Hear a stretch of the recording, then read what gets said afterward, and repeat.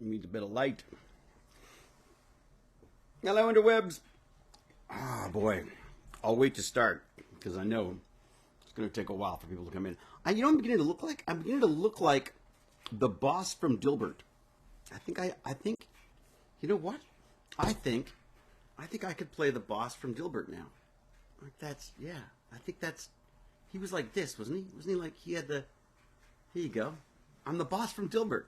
It's perfect. I can play, when they make a movie of Dilbert, this is it. This is the way to go. All right. I gotta bring up my glasses. Did I bring up my glasses? I did. Oh, good. Thank God. I always forget my glasses. All right, I got my glasses. It's an old man streaming. God, my glasses are filthy. Greasy glasses as well. We get on YouTube, see what everyone's up to. You gotta get to YouTube. We're live. Oh, look at that. There we go. And let's pop this out. Got it. I don't know what the new timeout is, what that means exactly, but okay, popping out. Here we go. Look at everybody in here. Hey, Lorenzo Vincenzo, how are you? I'm very good. Jonathan Leeton Hoggett, hello to you. Matt W. Janelle Craner, the Blurty Dad, Amy Sanford, good afternoon to everyone in the chat as well. Oh, very social. Travis Weeks, Layer Cake, Stephen Cameron from Dimmins. Hey, World of Commodore, what happened? I know. You know, I actually posted on Facebook about it because I was so keen to get out there, and the day arrived, and I looked at the train schedule, and it was I couldn't get back in time for the dinner my wretched wife had planned, my social dinner, so I couldn't go. But I literally posted on the Facebook thing saying, God damn it, I really wanted to go and see that. So yeah, no, I suck. I should have planned in advance, and I should never have said yes to dinners. I was just playing with my hair and noticing that I should totally, if they ever do a Dilbert commercial, like film, I'm the guy, I'm his boss. I got this down. Look at that. I got the perfect hair for Dilbert boss. Fantastic. Anyways, and then we got chat on Twitch. Let's go say hi to them as well. How do I get rid of this so I can see what's going on everywhere? YouTube people are so fast to get on the chat. It's amazing. Here we go. So we got Mandy.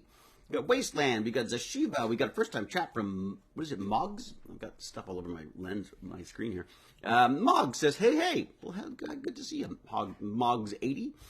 Rocking that mad scientist hair. Yeah, it's the story of my life now. The Therion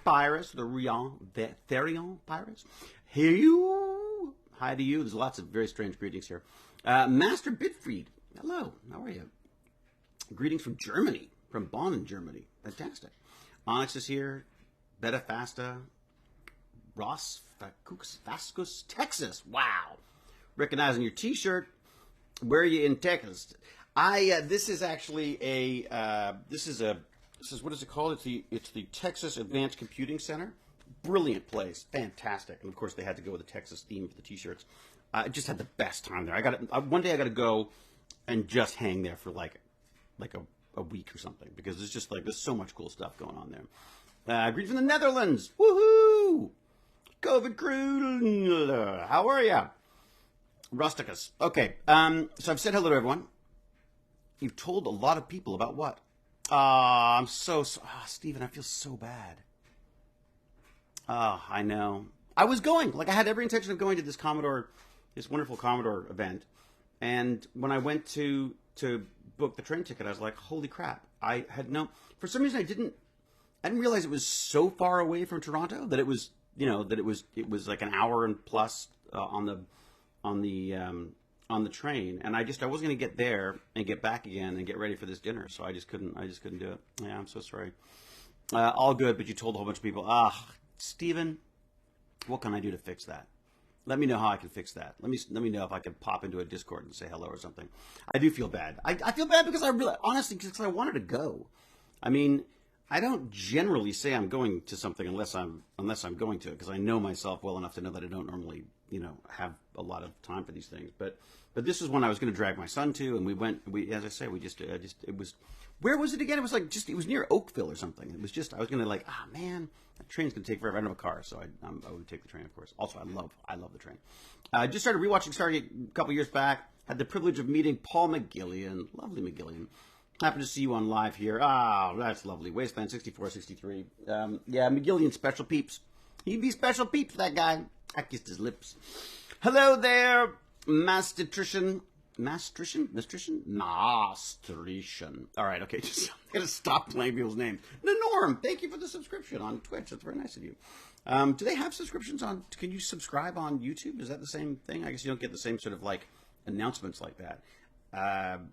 Someone was saying I have to start asking people. Was it my son? It was like, you got to ask people to join. It's like, nah, they'll join if they want to. So, yeah, not really big. I'm not in on the numbers. That's not a numbers game for me right now. It's an exercise game. So this is my burn and learn. This is my bid to stay alive and fit long enough to enjoy my golden years with my fabulous, brilliant, beautiful wife Jane, my equally fabulous, beautiful, brilliant son Sebastian, and the wretched dog. Wretched dog who's not here. I did not have to walk her this morning. I will have you know. My wife has like a girl date. And she goes to the park with a friend of hers, and they chat, and the dogs run around and bite each other's faces and stuff. And so I don't have to take the dog out. So it's just freaking great. But that said, I realize in the burn part of this burn and learn, the exercise part, the torture device, as I would call it, that I'm not as warmed up because I haven't done the walk. Like I find it much harder to get going. But I did. I think it was it Jonathan who was bugging me about I should be doing more. I got up to 40 minutes now. So I'm up to 40 minutes on the ellipticals. It's 20 minutes backwards, 20 minutes forward. Still reading this book or listening to this book, The History of Horror. Really, there are two things that I learned from this. One is I don't think I could stand university. I mean, I shouldn't say that. I'm sure university is fantastic and that there's wonderful people there. But there was a section in the book where he started writing about, his sort of pontificating about what movies in general meant, and this move from one style of movies to another, basically, from the 90s to the 2000s, and how it had changed with 9/11 and stuff. And it just got a little indulgent, I thought. Anyway, so I listened to that, and then I was like, I'm not sure if I'm going to make it through this book. And then he was just wrapping up this section, and then we started to do a new section. We started talking about some other franchises. We've talked about a lot of slashers and a lot of the classic horror stuff. And so he's taking some time out now to talk about things like Hellraiser and Chucky and what other ones? There were some other ones he mentioned. Of course, Evil Dead, the whole Evil Dead stuff. There's a number of these films which turned into sort of modern day franchises. And now he's talking about these French films, and I don't know a lot of these French films. They sound freaking brutal. One of the most brutal horror films I've seen, like psychologically and physically, looking at all the gore and blood and stuff, is French films. I mean, the French films are brutal. I mean, one of the most terrifying movies I've ever seen, he's just talked about, called The Vanishing. The original Vanishing. I think it was a Dutch film, and it was extraordinarily creepy. And I found out it was done for nothing. It was made for no money at all. And it was so well received, both critically and at theaters and stuff. I went and saw it in the theater. And then they remade it. They remade it in Hollywood, and it basically killed his career because it was just such a stupid, happy ending at the end. As always, Hollywood ruins everything. Mimes can be scary. It's true. That is true. So nothing scarier than a mime. Paul was a very sweet guy. Indeed, give good hugs. Yeah, well, he's a hugger. It's true. He's a hugger. What else we got? It's a nice thing about being home today. I get to hang out with my 2 corgi girls. Oh, fantastic. The corgis. My old dog, Mars, had corgi hips. He was a combination of, what was he a combination of? He was like German Shepherd and Corgi. And so like Rottweiler, Shepherd, and Corgi mixed together. And literally his back legs moved like a Corgi. So he had this big giant front half and this sort of wobbly little back half, a little sort of like back half. And I used to call him a supermodel because that's how he walked. And now I call Huzzah all sorts of things because she's such a pain in the butt. She really is. I love her.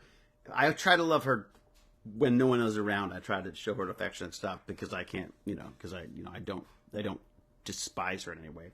But the rest of the time, if someone else around, it's like, you go. I can't. She is so much work. I've never had a dog that I thought I couldn't handle. And she's, on numerous occasions, she's done things or wrecked things or just bounced around being a pain in the ass, where I've literally sat down and wrote letters to Kijiji or the humane center saying, humane society, whatever they're called, saying like, look, I've tried, this dog is just not for me, she needs to have a place to run around. Like, I've literally been she's driven me to the point of writing the letters. I of course never send them, but I've got to that point on so many occasions with this damn dog. I feel like a Disney villain. That damn dog. Anyways, so I love her. I hate her. What is it? Odi et Amo. An old girlfriend of mine gave me a T-shirt that said Odi et Amo, which is like I hate and I love, or I love and I hate, one of the two. Anyways, I guess it's hate and love because and it's that weird sort of combination of like oh, I hate you, I love you, that kind of thing. Anyways, so yeah, so that's the mutt. The exercise, I'm still not enjoying it. I got to say, I thought it would get easier. Like I thought it would be one of those things that I would but it doesn't. I basically just try to close my eyes, focus on the sound of the guy speaking in my head, which is the history of horror book, and then just hope that I'm going to open my eyes and most of 20 minutes will be gone so I can change direction. So it really is hell. I don't like exercise. I don't understand how. There's people make whole careers out of talking about how to exercise. Does anyone like any of this stuff they do? The one thing I like about this, is this part. I think it's pure genius on my part that I get to sit down and do this as a reward for doing the exercise, and also it works as a way of guilting me into it, because if I don't do it, I know everyone here today will knows that I've exercised, and they will know that I haven't. If they know, hey, it's been a few days, we haven't seen that sweaty old Hewlett guy. He's not exercising. So I know that. Back in my head, I got that thinking. So that's the plan. Is to trick myself into it. Michael Hall says, you got Jeff Bezos' money on Twitch with them sweet Prime subs. Yeah, oh, yeah. Sweet Prime subs. I don't know what we get of that. I'm not sure. It's so funny. When YouTube, I don't know, I got absolutely obsessed with YouTube for a while there. Not like doing YouTube as much as I was the inner workings of it. And I took this YouTube creator program so I could become a certified YouTube creator, and because I thought I needed to talk to kids on their own with the right language and explain how, everyone wanted to be a YouTuber, and good God, it's just crazy complicated, and they change it all the time. So I've just got to this point where, you know what? I am going to do what I want when I want. And if that works for people, fantastic. And if not, it works for me. So that's generally my approach to this stuff. I'm always shocked and amazed and thankful that anyone shows up to watch this sweaty old post-Stargate guy, complaining about life after he's just complaining about exercise and then complaining about life, basically. I've got to do some coffee now, otherwise I'm going to die. Oh, sweet coffee that unfortunately is decaffeinated. Take away the pain. Anyways, I have been watching some great movies. Well, are they great movies? Well, one great movie and one interesting movie, shall we say. And I should probably talk about this with Lance at some point on our Damn Dirty Abe's show. But yeah, a couple worth talking about. One of them is called The Conference, and it's where is it from? Is it the Netherlands? I'm not sure exactly where it is. Someone will know. Anyways, so as we would call it here, a foreign film. I started watching it, and I thought it was terrible because the dubbing was so fucking awful. I fucking hate dubbed movies. I will not. In fact, you know what? I won't watch dubbed films. I only watch subtitles. I prefer subtitles. What is it? Sub over dub every day for me. The subtitles, I don't know what it is. Even though they take you out of the movie because you're watching the subtitles, for some reason I want to hear the emotion, the real original performance. And maybe it's just because I'm an actor moron. Maybe that's just the way it works. But anyways, so I watched The Conference last night. Really enjoyed it. Like really, really enjoyed it. It is a horror film. It is a slasher horror. I should not like it because, I guess it could verge on torture porn. It is just wonderfully silly and dark and fun, and has a little sparkle to it that I can't explain, but it really is really, really, if you like that kind of stuff and you can deal with the gore and the horror and all that kind of stuff, it is like two bloody stumps up for that, because I really enjoyed it. Also, some wonderful transitions.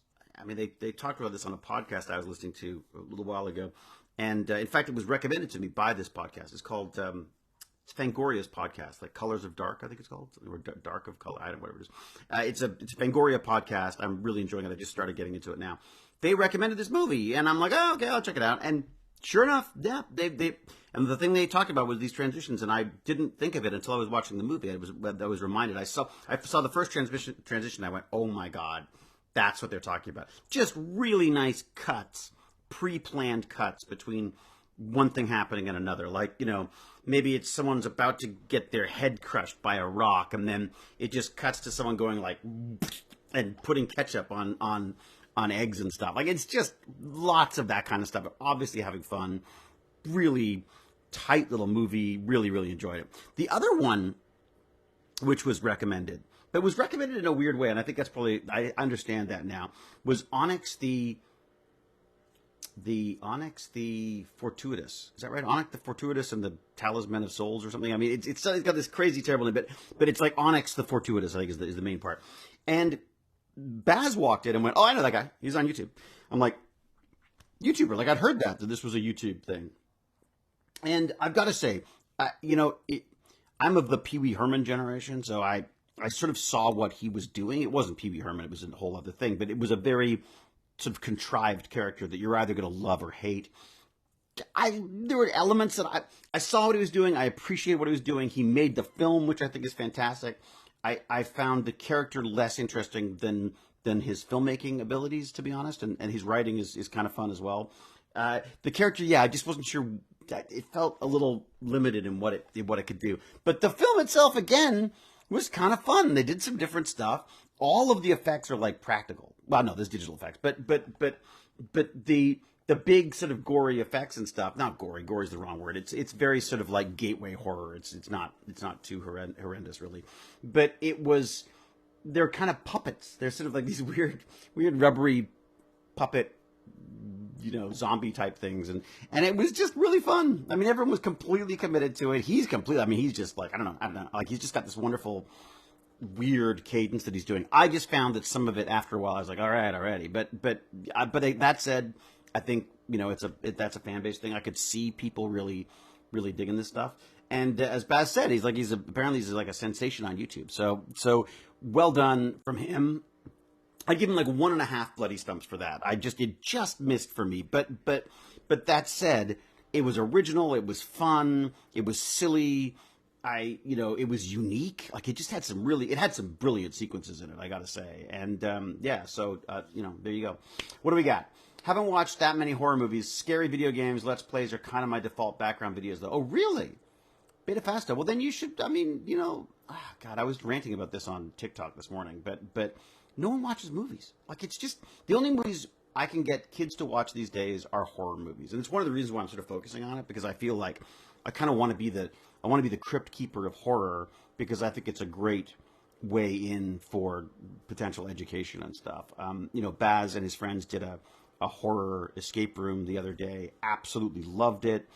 I'm, of course, pushing for this escape room stuff. I've just had another wonderful email back and forth with my fabulous professor friend at University of Toronto, and she's putting together some student stuff, or some kind of a grant proposal to get some students on board to do some research for us and things. So that could be really fun. Have to bug Randy the Magic Man then. And I have seen Megan. I enjoyed Megan. I thought Megan was fun. I'm going to start a horror podcast. I got to do that. It's crazy that I haven't done this already. I just want to. I want to grab a blanket and a flashlight and just talk about some of the horror movies that I've watched and pontificate about some of that stuff, because there's just really fun stuff. And reading this history of horror, or listening to this history of horror is kind of fascinating too. Just how it's changed from, a very monster-based type of horror to this much more at-home stuff, almost, well, literally we're at home invasion at this point, but and this each different sort of generation expects different things from their horror. Now horror needs to truly horrify, if that makes sense. Like, it needs to show you the horror as a show me the horror. It needs, you need to see that in a lot of cases now, it seems. I don't think that's always the right way to go, frankly, but I'm like a child of John Carpenter's The Thing. Like that was extraordinary to me. I mean, Fangoria. I'm listening. I didn't even know Fangoria had a podcast. I've started listening to it because Fangoria magazine. I was like, "Are you kidding?" I was glued to that. I thought I'd made it. I thought I had made it big time when Scanners 2 did a segment on the effects in that, and I was in them. I was in Fangoria magazine. I was like, "This is it. I can die happy. I'm done. I'm done. My career is over." I was 20 something. Little did I know it probably was, anyways. But you know. Seen The Thing, yeah. What's the new one like? Has anyone seen the new one? Have I seen the new one? I can't remember whether I tried watching the new one or not. I almost didn't want to because I thought it would be a terrible mistake. Oh, I did watch it. It was all digital. It was terrible, right? Nightbreed. Oh, Nightbreed. I haven't seen that for years, Pirate Pop. I'll have to see that. Nightbreed. That is a good one. Okay. What do we got? Invasion of the Body Snatchers. Oh, my God. I freaking love that. The old one with Donald Sutherland. That was, I wasn't allowed to go see that movie because I was too young. I think I was too young. I must have been too young. I'm sure I must have been. I was a child. I'm a child. I always had a very, very, far back headline, hairline. Anyways, what am I talking about? Anyways, point being, before I even saw Invasion of the Body Snatchers, I bought the photo novel. They used to do these things called photo novels where they would just take basically just screen grabs of the movie, and they'd put it in like a photo novel book format, and it would have little bubbles and things, and oh my God, I was like, oh my God, that weird. There was the one with the homeless guy is also the dog, and they get mixed up, and I was like, oh my God, it just made it so real that these pods could sort of fuck it up and mix up some genetics and stuff. It was just amazing. We are just glad you have the time to hang out with us. Thank you so much, Michael. I mean, it's not.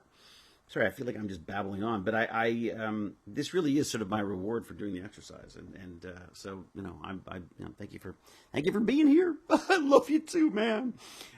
Same story to the dubbing industry. I know I feel bad because I know there's lots of people who get. I mean, all my Stargate stuff is dubbed and apparently dubbed incredibly well. I just only watch the stuff with subtitles. I just watched The Creator. It's not too bad. It's beautiful. Stephen Cameron. The creator is absolutely gorgeous and makes absolutely no sense. I was like, I despair. I don't know why. Why would you spend all that time and money on a movie that just doesn't have the thread of a story that makes of any sense at all? It's just my issue. This is why I'm obsessed with horror right now. That should be the name of my podcast. Obsessed with horror. And I want to call it Nightmare Fueled. Anyways. But I'm obsessed with it because it surprises me, because it's just new stuff. I feel like it pushes the boundaries in a way that the mainstream stuff doesn't. I'm always leaving movies going like, huh, you know what I mean? Like, it's not like, yeah, it's not bad. It's just not good at all either. You know what I mean? So, oh God, I've just poured coffee all down my leg and onto the floor. Well, I have to blame the dog for that one. I feel the same about subs. I can't watch anime dubbed. Yeah, I prefer even the anime stuff. You think the anime stuff, you can just watch it. What does it matter? But again, I just prefer the dubbed. Horror Gate. Oh, that's good. I like that. Do you ever feel typecasted? I wish I felt typecasted. I happily play brilliant geniuses for the rest of my life. I love it. I guess, I mean, oh my God, I adored watching Monkey as a kid. We'd all try to do the moves in the background. I'm watching Monkey. What was Monkey? Do I know Monkey? Classic. Some dubbed stuff does have a charm to it. TV show Monkey. I don't think I know that. Do I ever feel typecast? No, I've never felt worried about it. No, you know what? There was one strange run in Hollywood when I just met Jane. I just met her, literally like the 3 or 4 weeks around meeting Jane, which of course was just a wonderful, the best years of my life. And I had a string of auditions and got a couple of roles. All as pedophiles, playing pedophiles in like every TV show, and it wasn't every TV show. I think it was just 2 of them, but it was just, I was like, oh boy, I don't know if I want to. I'm not sure this is a typecasting I particularly want. And then they stopped, and I started playing geniuses, or I either play geniuses, I either play really smart, really odd people, or I play really crazy, really horrible people. That's generally how it goes. Death Ship, 1980. I do remember that. I don't know if I saw it or not. I might have watched some of it. Oh, Magic, 1978. Yeah, brilliant. That's my wife keeps saying, like, one day maybe that something like that'll happen to me, where you get Anthony Hopkins just gets a role like that and just gets catapulted into stardom, and then once he gets to Silence of the Lambs. The Fly. Yep, absolutely. Kalen Scott, one of my all time favorite films. And I'm talking about the Cronenberg one. I just absolutely loved that movie. I only asked because you played the role of Rodney as if you were just being natural. Ha! Well, I'm not that good an actor, Michael. I mean, the reality is, whatever I do, I pull from myself. So, I feel like I just play up the elements of whatever character I'm playing in myself. Whereas some people are amazing; they're chameleons; they can sort of transform into other people and stuff. I'm just not. I'm not that talented. I just try to find those elements in myself. And there's not, to be fair, McKay and I share a few a few similarities, some of which I'm very proud of, and others I'm not. What do we got? David, does your wife do voice sometimes? She has such a lovely voice. She should be great at that. Yeah, she should do voiceover. She used to work for what's it called? E Now or E Magazine or E Channel, whatever it is in the States. When I met her, she was working as a producer reporter for them. So not a reporter, sorry. She was a producer. She would produce all the live segments. She'd set up on the set and talk to the actors but she would do all the interviewing herself. So she would sometimes be on camera for that. And she was absolutely brilliant at it, and everyone loved her, of course. And but when I met her, we were talking one night, sort of just shooting the shit. And I said, what do you want to do? Like, what is it? What's your dream? Like, what's the dream scenario for Jane? And she said, I always wanted to make movies. And I was like, okay, great, let's do that. And so we've always sort of pushed for that since then, right? That's why we made Dog's Breakfast. That's why she really wanted to make movies. And I'm like, great. And now she's, that's what she's doing.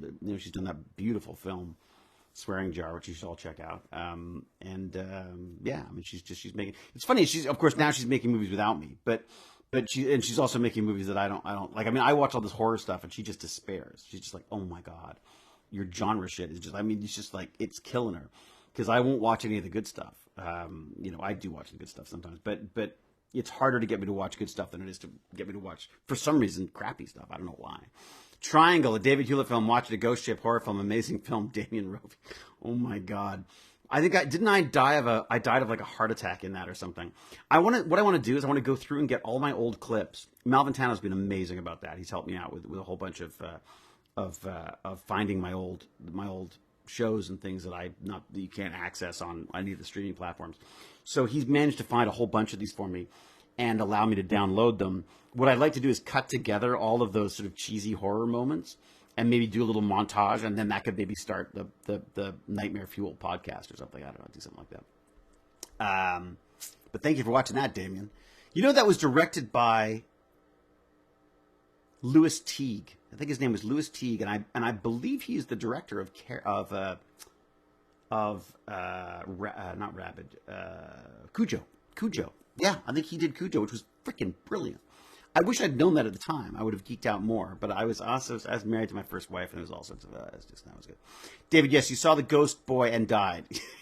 There you go. See, a coward, not just on film, but in life as well. Have you had to wear a toupee for an acting role because of my hair? Huh. James Janis, they put a lot of powder sometimes. Like sometimes they don't want it to look so thin, so they powder it up. They put like a black powder on. I did try to wear a toupee in the Swearing Jar. I had a couple more scenes than ended up in the movie. And I was so grumpy. I was like, I didn't want to do it anyways. I was like, I don't want to be in Kate's movie. I don't know, my own movies. Anyway, so, but I thought it was more of a comedy. So, because I probably hadn't read the notes, but and so I talked the poor hair guy into giving me this hideous toupee, and then of course I'm out of focus and not in the movie, but I loved it. I had a name for it. I can't remember what I called it. I think I might have called it Rodney even. And we just had so much fun with that thing. But my wife was not amused, and it was apparently not. Well, my wife wasn't amused because she likes me. She prefers if I try to look good as opposed to embrace my geeky charm. So Roddy was the hairpiece, the hairpiece that never made it. One day I'll get Roddy his moment in the sun. Yeah. But yeah, they do. I mean, they'll often sort of powder stuff up. Some people, and I think for the next thing I'm doing, Oh God, I wish I could tell you about it because it's so much fun. But if this thing happens, I think I might dye my hair, like do it because the guy who I'm playing is a real person, it doesn't have the gray. So I think I might do, and there's a certain cheesy quality. So I think can be fun to have him have like black hair, dye my hair black because there's definitely a lot of. I've noticed it's got white up here too. It's what I like about the white hair is it stands up better. It looks much more mad scientist. But yeah, I've never, I gave up on my hair a long time ago. What part did you take in Sanctuary? I saw it has you listed in the cast. Sanctuary, I did when they were doing webisodes back in the day when webisodes were a thing. I did an early one and I played a serial killer in it. And then when they did the series, they recast the whole thing and reshot the whole thing with different people, and they invited me to come in as a different role. The problem was I had a contract with Stargate, and I couldn't do another show at the same time. There's no way to do it. I wasn't contractually allowed to, so I couldn't do that. And then there was some talk about joining it later on, but I was trying to do more directing stuff, so I was just like, yeah. So I'm afraid I didn't become a part of that fun. But yeah, it was definitely fun doing that first little serial killer thing. Like I say, serial killers are they brilliant or serial killers? Next role sponsored by Rogaine. That'd be good, wouldn't it? James Janus has a follicle issue. Definitely. That's I don't know. I think I'm just gonna go the Jean-Luc Picard route. I think I just let it go. Let it go. Or as I say, I mean, come on, here we go. Dilbert's boss. I'm telling you, with little hair up like this, I could totally do that. It's better when it was sweaty, but you get it up the sides like that, and it's like I could play Dilbert's boss in a second. Yeah, Sanctuary was a fun show. It was really fun. They're lovely folks too. So, the ship in the film was the Queen of Scots, and we shot it in the Bahamas, which was lovely. And that lovely fella from 90210 was who's no longer with us, but. God, he was the sweetest guy. Just the sweetest guy. Do you remember a brilliant film you were in called Foolproof? Yes, I do, Damien, because it was directed and written by one of my best friends. Bill Phillips, or William Phillips, as he's known. Absolutely genius filmmaker, writer, and truly one of the best friends I've ever had. Still, to this day, see him every week on a chat, along with Vincenzo, did Cube. And, just like, I always loved directors. Directors I just think they're brilliant what they can do. I've tried my hand at it, and I'm not sure I've got the knack, but I'm so in awe of people who can do that. And Foolproof was I thought it was Foolproof. To be honest, I thought Foolproof was better. The original script I read was a sort of a younger group of kids, and there was the whole mystery was about who stole the plans. And then I think when it became a bigger film, there were network concerns and stuff, and they wanted a baddie, they wanted a clear bad guy, and all this kind of stuff. So I think they messed with it a bit. But Bill is just incredibly talented, and also Ryan Reynolds is lovely, absolutely lovely. It's kind of fun to have a film on the resume that has Ryan Reynolds in it. So yeah, he was an absolutely lovely guy. The dark days of webisodes. Yeah, Ryan Reynolds heist movie. Yeah. And then when he bought Mint Mobile, he did as a joke. He just put Foolproof up as like his one movie available on his channel. Anyways, all right, what else we got here? Talk to Me. Oh my god. The best, absolute best. Why did it push the Atticus Institute off the top slot as my favorite? Oh, the Atticus Institute. I don't know that one, Mandy. All right, so the Atticus Institute. What is that called? It's called the Atticus Institute? I've never heard of it. Okay. Because Talk to Me is absolutely probably one of my favorite horrors now. I think it's safe to say it's one of my favorite horrors. What do you call it? The Atticus Institute. The Atticus Institute Netflix. I don't know anything about this. Really? Based on a true story. Was it? When the U.S. government attempts to weaponize the power of a possessed woman, they soon discover there are forces that exist in this world that simply, I'm guessing, cannot be controlled. That sounds kind of fun. Thanks, Mandy. I'll check that out. Yeah, Talk to Me, brilliant. If you haven't seen it, absolutely, like, two bloody stumps up and my feet as well. I mean, they was absolutely fabulous. All you need is a megaphone to be a director. Yes, That's all you need. It's true. What else we got? Let it go. Make it so. Exactly. Let it go. Make it so. You look great, man. Thank you. Thank you, Super Cereal. Apparently, I need more hair. But that's, other than that, yeah. This is the great sweaty Hewlett, having just exercised. So, Will there ever be a dog's breakfast too? I feel like there will be. I feel like at some point we'll figure out. I mean, I've got 2 or 3 different ideas for it. I even started writing some stuff about it. Kate and I were working on it potentially as a series for a while. We had this great idea about a haunted Airbnb where Patrick was my silly, not, it wouldn't actually be my character because I think it would be a rights issue, but a very similar character, brother and sister, would be running this house that they've been left in the middle of nowhere and pretending that it's haunted so that people will come to it and visit it. And then they find out, of course, that it is all the stuff they make up is actually true, and they get in trouble with all the locals. The idea is a fucking brilliant idea, to be honest. But yeah, that was going to be as a TV series. We thought it'd be really fun to do that. Yeah, so there was that, and then I started working on a feature because I thought, whatever, I'll just slap down another few funny scenes and stuff, and that was fun too. But I was definitely enjoying it. I don't know how we'd make it now. Like I don't know how. Yeah, I mean, one of the reasons why we could do that was because I was doing Stargate. So maybe there you go. If I get a regular on something again, and I've got some money coming in, I'll take an episode or 2 and put it towards a Dog's Breakfast 2, or I don't know. I mean, I even wondered about doing a Kickstarter about it because we've got the original film. You can go like, this is what we made. Want to make more of this? You get in here, buy your video in advance. Basically, is a possible one. Okay, unsettling British horror recommendation: Possum. Okay, I like unsettling. I mean, that's a weird thing to say, but I do. Unsettling horror. I like that. Okay, that was called Possum. Okay, I shall check that out. Possum movie. I'm looking. Okay, you got it. I'm checking it out. All right. All right. Favorite fake props in acting, like a stage, glass, or booze, etc. Favorite props in acting, like stage, glass, or what are my favorite things in? What would be my favorite things? Oh, I love walking sticks.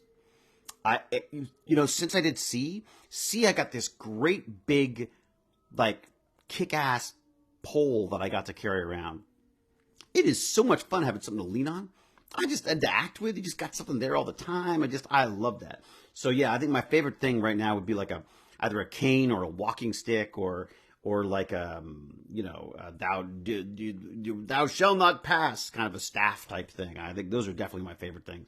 What I'd like to do is I'd love, it'd be cool. Would be I should be like an Ori or something because I get to hold the staff and I would like some glowy things in it as well, like those magic staff type things would be kind of cool, or like a steampunk mechanical thing. So I'm already thinking about it. Yeah, definitely like staffs, that kind of stuff would totally be my thing.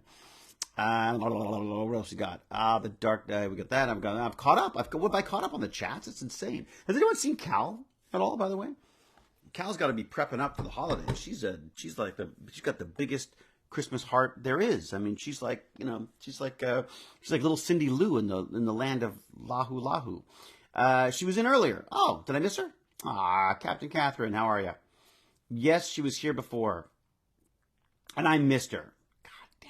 Set up a GoFundMe for 2. I would definitely give towards it, and I think others would too. Oh, thank you, Mandy. I mean, I don't know. How many would you... I mean, this is the thing is, like, I'd have to figure out what the budget is. Because I'd want to... If I was going to do something like that, you have to figure out what the budget's going to be. I don't think it'd have to be a huge budget. In fact, I would insist it wasn't, because I think it needs to... I think part of the fun of Dog's Breakfast was it was such a little fun family kind of thing. So I'd have to contain it considerably. Probably keep it down to just a couple of characters like we did, and talk Kate into working with me again. That'll be interesting. I can't make her hold a dead fish again. That's not going to work. And yeah, I mean, it'd be fun to do. It'd be like do it like as a web series, like we were doing Assassinate. Just do like a little web series of the show, and maybe fund it that way. Maybe that's the way to go. I don't know. Or a movie. And I guess a movie you could at least sell, so there's a way to get money back. I'm not sure what you could do with web stuff, anyways. But yeah, I would definitely consider it for sure. And Paul, please, of course. How do you do without Paul? Paul's got to be in it. Although Paul, we probably wouldn't be able to afford to fly Paul in, so Paul would be like on a Zoom chat. We'd have Zoom, or have him just film his part. Well, go grab a camera and do this, that kind of thing. Speaking of props, I just finished my fall project, making a functional replica of the Destiny's Countdown timer from. Ooh, really? F7 Super Serial, nice, very, very nice. Does it work as an alarm clock as well? That would be very cool. I've always wanted a nice big, like countdown style clock, something maybe even with those old, what are they called? Those old tubes. Are they Nixie tubes? Are they called Nixie tubes or something like that? Those old like sort of glowing calculator tubes. I actually pulled an old calculator from the garbage because it had them in it. These little tubes. I thought it'd be kind of fun to have that. Yeah, Nixie tubes. Wouldn't that be fun? It can count down the end of your exercise session. Oh my God, that'd be freaking brilliant. Actually, that would be brilliant. I wanted one that I could change, so I could say like, Baz, you've been gaming for 14 hours, or I could say, I could just change it to say live, so that people don't bug me while I'm streaming or whatever, that kind of stuff. I'm really hoping Basingstoke does a duo photo op with you and Paul. If Paul's there, I'm sure we can do that. I'm really looking forward to Basingstoke, I gotta say. It's gonna be really fun. Everyone's gonna be there. I mean, like, it's literally like, it's like a total Stargate, love fest. Favorite Falcon, we've done that. I think I've talked to her. Have I locked up the YouTube channel? I think I've locked up the YouTube chat. Oh, I have. Oh, let's grab. Damn it. Okay. So you weren't into the Abbott and Costello Universal parodies, but how do you feel about Vincent Price flicks like the Poe horror comedy flicks? Yeah. I mean, I don't know what it is. I have a certain Abbott and Costello. Even the Stooges. I mean, I know this is sacrilege, but even the Three Stooges, not really my thing. I never got into that so much. As I say, I much preferred like the Fawlty Towers or the Monty Python or the. I was definitely I had a British sensibility about the humor. I really liked the dry humor or the odd humor. And I just found, I don't know, I just found their stuff. I was a huge fan of Harold Lloyd. Harold Lloyd stuff I thought was brilliant. Charlie Chaplin stuff I thought was brilliant. The old masters of that stuff, the physical comedy stuff that they did, I think is absolutely brilliant. Was that a fly? What the hell? It's like it warms up for like one day in Toronto, and the insects are back. He's gonna be there. I can't wait to see you guys. Yeah, no, it's gonna be great. Marx Brothers, same thing. I mean, to be honest, I don't think I've watched a lot of any of them. That said, I used to love the Little Rascals. I used to watch the Little Rascals all the time. I sat in a corner somewhere fangirling and making jewelry. Oh, that's neat. You'll be sat in a corner. No, you got to come say hi, man. You can't wallflower it at those things. You got to come say hi. You got to come say hello and say, I'm the one who got you chainmail. Jonathan Leeton Hoggett says yes about what? What are we agreeing about? Nexi tubes are great, maybe. Being a former smoker, what do you think of those stage herbal cigarettes? Oh my God, they're horrible. They're absolutely horrible. I'd almost rather smoke a real cigarette or just don't smoke. Do you need to? Like, do you really need to, honestly? Like, could you just, I'm getting a little bit, oh God, I'm such an old man. Get off my lawn. I worry a bit because I'm seeing cigarettes in a lot more movies. Like, they're sort of coming back as this kind of cool thing. And it's like, fuck that. No, I don't want that. I don't want them to come back. I'm an ex-smoker. I smoke like a chimney. I was 2.5 packs a day. I don't do anything halfway. And cigarettes I was terrible at them. I used to literally have a cigarette sitting on the side of my sink while I brushed my teeth in the morning, like a lit cigarette. I'd like sort of, you know what I mean? Like, oh, lovely menthol. It was disgusting. And as a result, I'm sure I've done a lot of damage to my lungs. I was told as a kid I've said this before, sick kids saved my life because I had pneumonia and they had me on oxygen. They literally, they were breathing for me for a while there. And I remember the doc coming in vividly, mainly because I'd been up all night watching rat movies. They also had a TV in the corner. It was amazing. I saw all these great old horror movies because I'm watching TV at like 2 o'clock in the morning and old horror movies. Anyways, so I've been up all night and I didn't really sleep that much. I didn't sleep when I was there anyways, and I was terrified to use the bathroom because it was down this. Oh, it was awful. Anyways, someone stole my GI Joe doll there. I had the GI Joe doll with the grip and the eye thing, and oh my God, it had an eagle. He had like an eagle that was stole it. Some little jerk stole it out of my room. What? Stole it from a child in bed on oxygen. How freaking awful was that? Anyway, point being is the people at the docs at Sick Kids saved my life. And what was the point of this? Why am I dying in hospital again? What was the point of it? Oh, the cigarettes. And I remember the doctor saying to me, "Kid, you don't have the lungs for smoking. You never smoke." And I was like, what idiot would smoke? Like, that's the stupidest thing ever.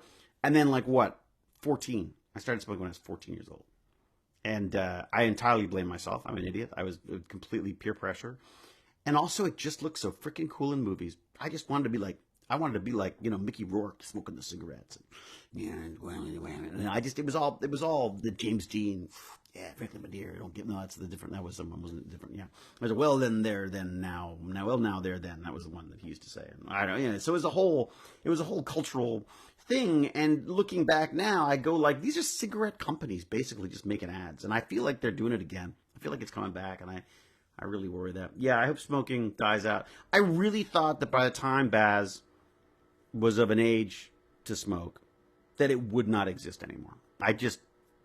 It just seems, what the F else in the world can kill so many freaking people and make so many people so incredibly unhealthy and frankly unattractive, and still be legal?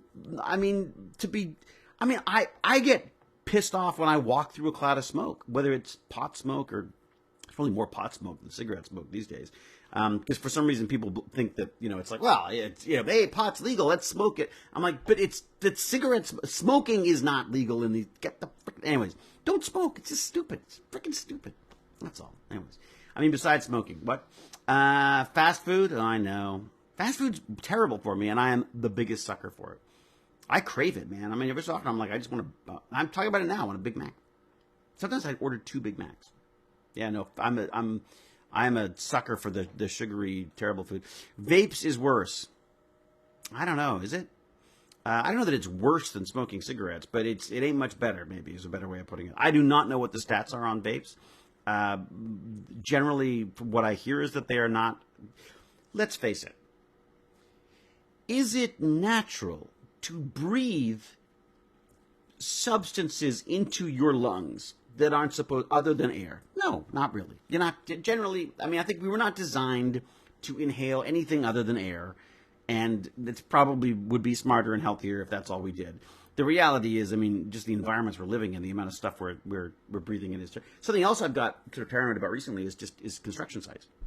I see these guys sitting there with these giant saws cutting through blocks of cement or stone or whatever, and the dust just flying up, and they're not wearing a mask, and everyone around is like sort of like, oh God, just got to walk through this cloud of dust. I'm like, that is a cloud of cement dust.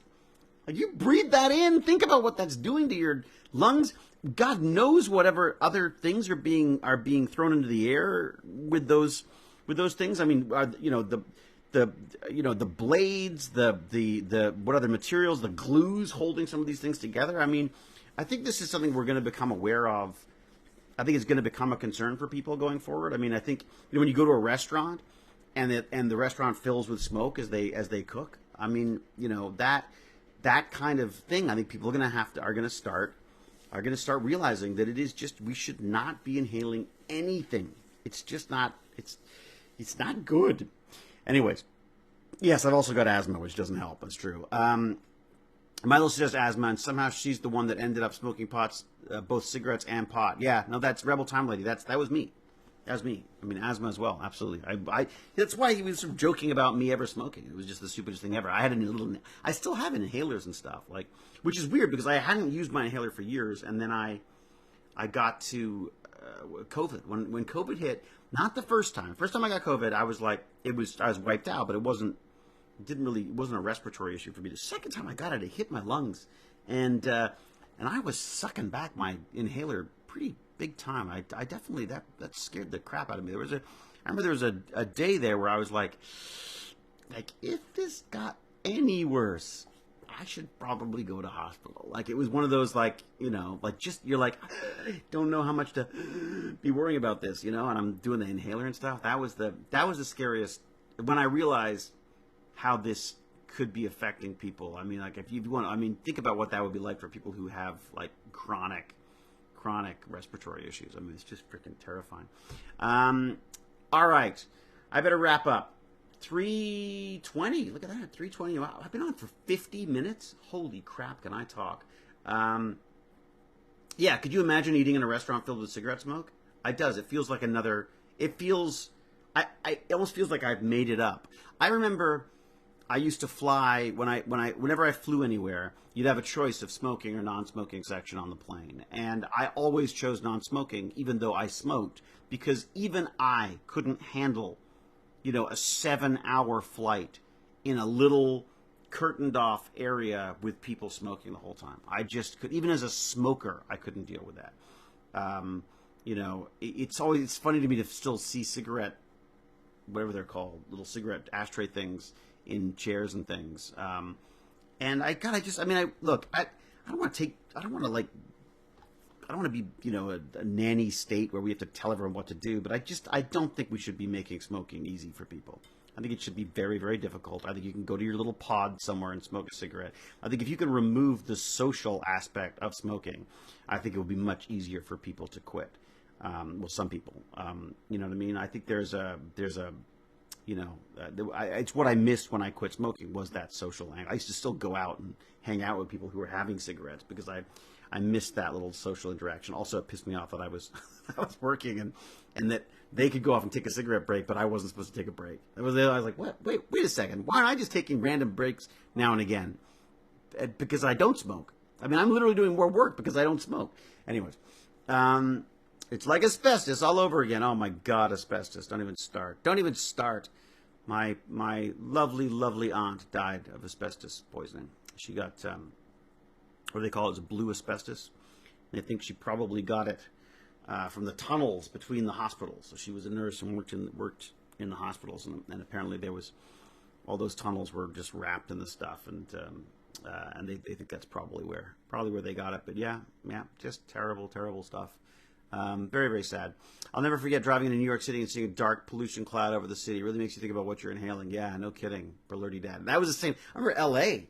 L.A. used to be freaking just like a brown yellow. Like you could see it. It's so much better than it was. What's funny was it was a few years ago. I used to laugh because people would say like, oh, well, you know, we're cleaning up L.A. It's like the air is better than Toronto. And I'm like, yeah, whatever, L.A. lights. And the reality is it's definitely, there was time there where Toronto was pretty freaking awful. I don't know that it's changed much. I mean, given the amount of construction as well, I'm sure that doesn't help. But LA, yeah, there was a cigarette stain, nicotine yellow, should we call it, haze to the city. I used to give me terrible headaches too. One place I worked at, I persuaded my supervisor to allow me to smoke breaks as a non-smoker. Well, you should, Andy Brown. If you let people off to smoke cigarettes, then you should let people off to take a break. You know, I'm taking a non-smoke break. I think that's freaking genius. You look as fresh as on Atlantis. Ah, cheekstery. You're obviously got a terrible quality stream because I am a disaster. Thus my exercise. All right, I'm out of here. Everyone, until we geek again, I will say be brave, be kind, be brilliant. And until we geek again, cheerio and huzzah. And go to techbandits.org. Please, please, please, techbandits.org. Sign up for my email of awesome awesomeness. I went out again today. It's really fun, and you can sort of just check out, see what we're doing over there. So, anyways, lots of love. Talk soon. Cheerio.